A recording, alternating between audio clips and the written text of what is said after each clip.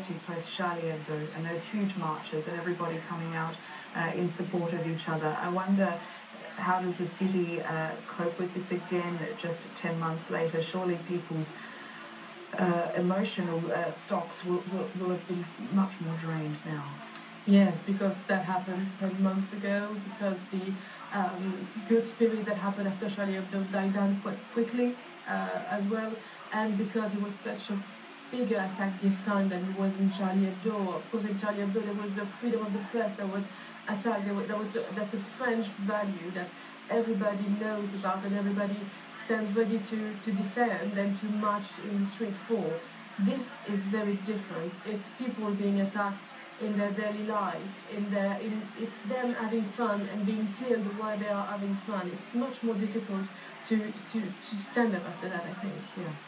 Marie, thank you very much. I know you'll be staying with us over the next couple of hours. Appreciate your perspectives there.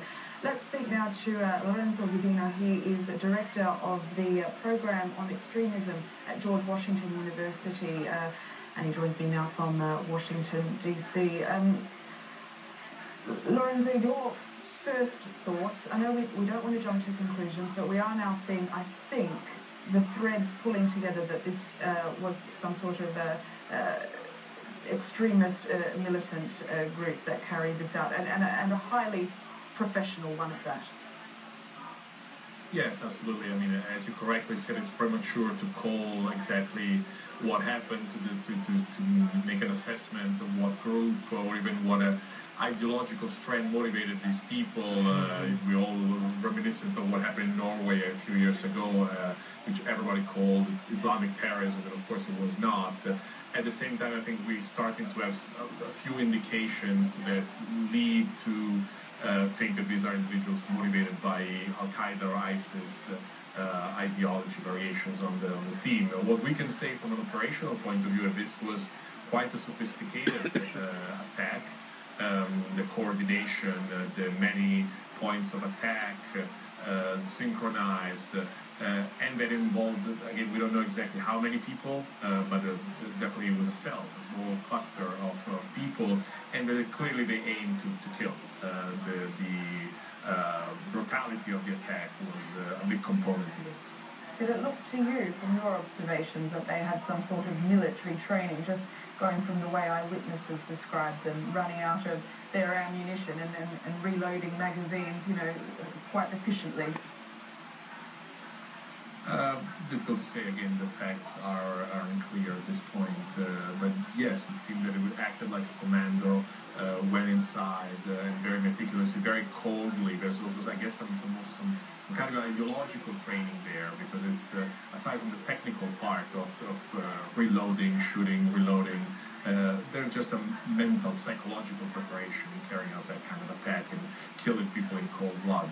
So it seems a very simple training. Lorenzo, the question that's been troubling me over the last few hours is Paris was attacked, Charlie Hebdo, earlier this year. It's been attacked in such a brutal way once again. Why Paris? Why France? Difficult to say, not knowing all the facts. If it is indeed a jihadist attack, France has the lion's share, unfortunately, of militants. We know there are 5,000 Europeans who have gone to Syria and joined ISIS and other groups. France alone has contributed more than 1,200 individuals. And we know there's an even larger number of individuals motivated by jihadist ideology in France. So it's a huge number, disproportionate, and obviously it's very difficult for French authorities to control them.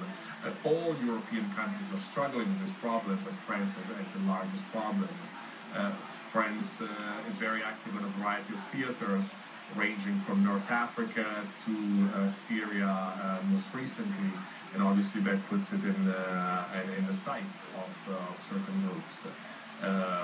There's a colonial past. There's a variety of reasons that point to France. France was the first country that was attacked by jihadists in the 90s, when this threat started to manifest itself in Europe. There's a long history there, unfortunately.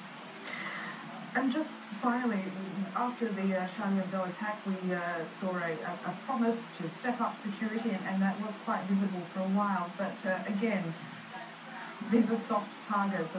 That's the way they're described. We're talking about ordinary things, ordinary life, restaurant, cafe, sports stadium. I mean, what on earth do security services attempt to do here to make people of a city, of a country feel safe? You're absolutely right. It's close to impossible. There's two components here. One is going after potential perpetrators, going after potential terrorists, and dismantling cells, arresting people. And we said there are a lot of problems in doing that. Lack of resources. When we have 3,000 to 4,000 people that are potentially violent,